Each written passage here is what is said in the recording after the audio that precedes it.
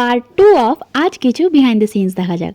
চলো, main struggle যেটার কথা বলছিলাম সেটা হলো গিয়ে এই যে ধোয়ার এফেক্টটা ভিডিওতে খুবই ভালো লেগেছে।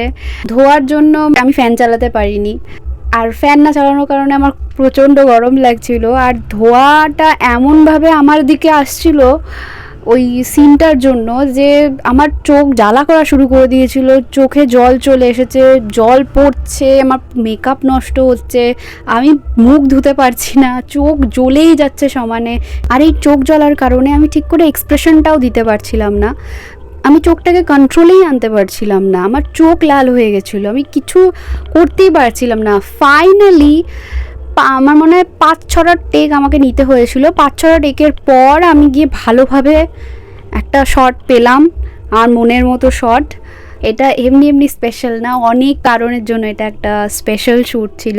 ধন্যবাদ আমার রিলটাকে এত ভালোবাসা দেওয়ার জন্য, আমার ভিডিওটাকে, আমার কাজটাকে এত ভালোবাসা দেওয়ার জন্য।